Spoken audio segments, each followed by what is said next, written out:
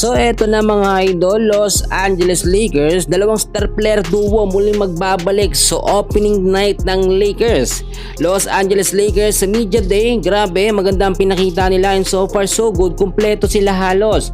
May mga pasabog at panibagong sistemang Lakers na paniguradong magpapakampiyon sa kanila ngayong season. Kung bago ka lang, bago natin simulan, please ako ay makikiusap kahit i-like nyo lang yung video natin para sa ating engagement at tulong nyo rin sa ating channel. Maraming salamat po. So mga kaibigan, sa ginanap nga po na Media Day ng Los Angeles Lakers, nakita naman natin handang-handa na talaga ang Lakers sa opening night o yung unang laban nila sa preseason game dito nga po sa NBA. Sa mga hindi nakakaalam, ang unang magiging laban nga po ng Lakers ay kontra sa koponan ng Phoenix Suns sa October 3 na yan, 7 PM po. So ngayon kumpiyansa ang Lakers team na mas malakas na sila dahil meron sila mga ginawang training or pag-iensayo na hindi nila broadcast pa sa media or in public. At kung nakikita nyo rin mga kaibigan, magbabalik na yung duo. Ito nga pong dalawang star player, si Luka Doncic at si LeBron James. Medyo iba na sila ngayon, mas enhanced na ang skills, lalo na itong si Luka. Napansin nyo naman, medyo pumayat na pangatawan nito at talagang fit na sa Lakers. Bukod dyan, meron ding legit na sentro ang Lakers na mapapasama sa starting lineup, which is si DeAndre Ayton nga po. So ngayon, pinagpipilian pa kung si Jackson Hayes or si DeAndre Ayton ang gagamitin sa opening night po ng Lakers bilang starting lineup.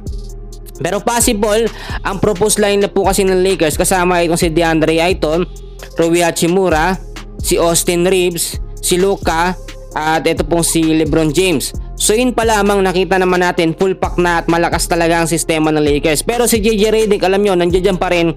At inamin naman na ni JJ Redick na wala na siyang problema. Hindi niya nagagamitin yung small ball lineup na nagpalaglag sa Lakers ng playoffs last season. Ngayon kasi wala nang maila-line up si JJ Redick na maliliit na player ng Lakers.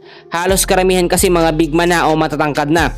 Kahit yung kanilang dalawang bagong player po mga kaibigan, yung guard at isang forward ay halos talagang malalaki din.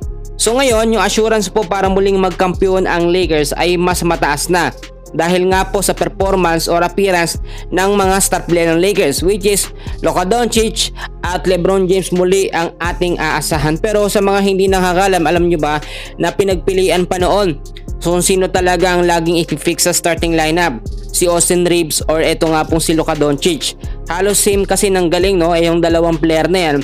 Pero mas maraming pumapabor na si Luka ang gamitin sa starting lineup kasi nga po siya yung parang nasa prime ngayon at syempre yan yung sinasabi natin na franchise player ng Lakers. Magkagayon marami pang kaganapan na mangyayari, Media Day pa lang naman ito. Kahit si LeBron James sinabi na mas malakas na sila ngayon at kayang-kayang ng magkampiyon.